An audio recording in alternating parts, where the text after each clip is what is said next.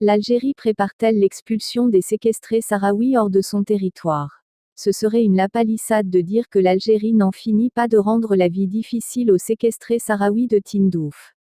Après moult tracasseries, Alger vient d'initier des forages de puits de gaz de schiste à l'orée des camps, dont les habitants doivent partir ou mourir.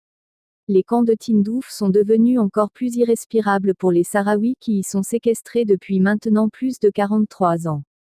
L'année qui s'achève a été marquée par de nombreux actes de harcèlement et autres tracasseries dont les Algériens se sont volontairement rendus coupables à l'égard de ceux qu'ils appelaient jusqu'ici les réfugiés sahraouis.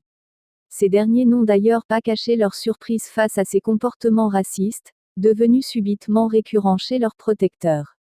Après la douane, la gendarmerie et la police des frontières qui ne reconnaissent plus les documents frappés du label RASD, et qui ne cessent de rappeler aux Sahraouis qu'ici, c'est l'Algérie, voilà qu'une nouvelle méprise est commise à l'égard de ces mêmes Sahraouis, une nouvelle façon de leur dire de déguerpir, sinon ce sera la mort lente qui les décimera. Selon la Tribune, ici Tindouf, du quotidien Assabat ce lundi 7 janvier, les séquestrés sahraouis ont toujours en mémoire l'épidémie de choléra qui a tué des centaines d'entre eux en 1994, suite à la livraison par les autorités algériennes d'une eau dite potable, mais qui en réalité était contaminée par les eaux usées. Mais ce qui les attend cette fois-ci est sans commune mesure avec l'hécatombe de 1994. En effet, en faisant débarquer ces derniers jours, et sous haute protection militaire, un imposant matériel de forage en vue de l'exploitation du gaz de schiste à moins de 20 km seulement des camps sahraouis, la messe semble dite. Et pour cause, de tels forages vont doublement priver les populations sahraouies du peu d'eau dont elles disposent déjà, car non seulement ces chantiers sont de gros consommateurs d'eau, mais sont également une source de pollution des eaux souterraines. Pire, à cause des maladies respiratoires graves, générées par l'émission de méthane à partir des puits de gaz de schiste, toute vie humaine est impossible dans un rayon de 500 km. Or, les Algériens n'ayant pas proposé un site de rechange pour abriter leurs réfugiés, cela pourrait être assimilé à une injonction indirecte de quitter les lieux illicaux. Pour aller où? D'ailleurs, des éléments armés du Polisario, qui ont tenté de voir de près ce qui se passe aux alentours des camps, ont été contraints de déguerpir sous le feu nourri des balles amies. In fine, en mettant bout à bout l'entêtement des Algériens à exploiter, en ultime recours, le dangereux gaz de schiste, d'une part, et les graves problèmes économico-financiers dans lesquels ils se débattent, de l'autre, on en déduit qu'Alger n'a tout simplement plus les moyens de financer sa diplomatie de mauvais voisinage. Le lancement de travaux d'exploration du gaz de schiste par une société algérienne à proximité du camp de Rabouni, QG du front Polisario, provoque une tension telle qu'une patrouille de séparatistes armés a essuyé des tirs de sommation de la part de l'armée algérienne.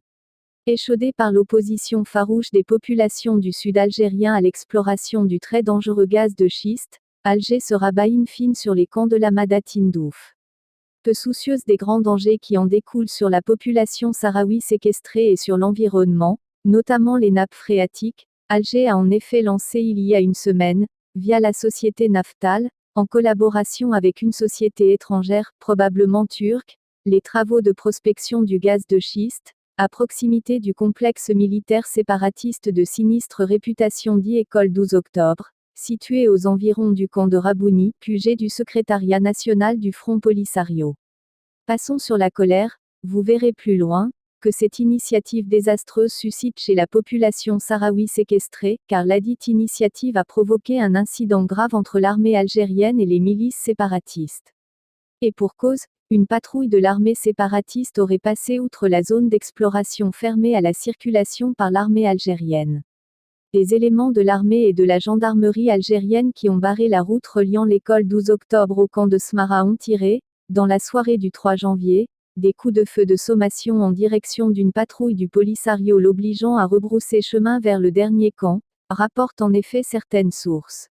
Il en ressort que la route reliant le camp de Smara et celui de Rabouni est systématiquement interdite à la circulation par l'armée algérienne, amenant la population et les milices du Polisario opérant dans le camp de Smara, situé à 17 km de Rabouni, QG du chef du Polisario, Brahim Ghali, à rester cantonnés chez eux. Un cantonnement que viennent aggraver les travaux d'exploration du gaz de schiste, à l'origine de violentes protestations ayant eu lieu en 2014 dans le sud algérien, notamment la région de l'Adrar, où la contestation avait atteint des proportions alarmantes, amenant ainsi Alger à rétropédaler sur cette décision dangereuse. Des travaux similaires de Tnaftal ont en effet été interrompus au niveau des wilayas de Gardaïa, Djanet, Ouargla et Ain Salah, suite au déclenchement de vastes mouvements de protestation de la part de la population contre les dangers d'une telle exploration sur la santé des habitants. Aujourd'hui, la population sahraoui séquestrée décide de leur emboîter le pas dans la tentative d'amener Alger à renoncer à cette décision préjudiciable. Selon nos sources, des jeunes Sahraouis des camps mènent actuellement une vaste campagne de sensibilisation parmi leurs congénères pour observer des actions de protestation contre l'entame des travaux de prospection à proximité de leurs habitations. Simplement, les protestations des Sahraouis séquestrés risquent de ne trouver aucun écho du côté d'Alger, dont le mépris envers ces réfugiés considérés comme étant une sous-race n'est plus à démontrer.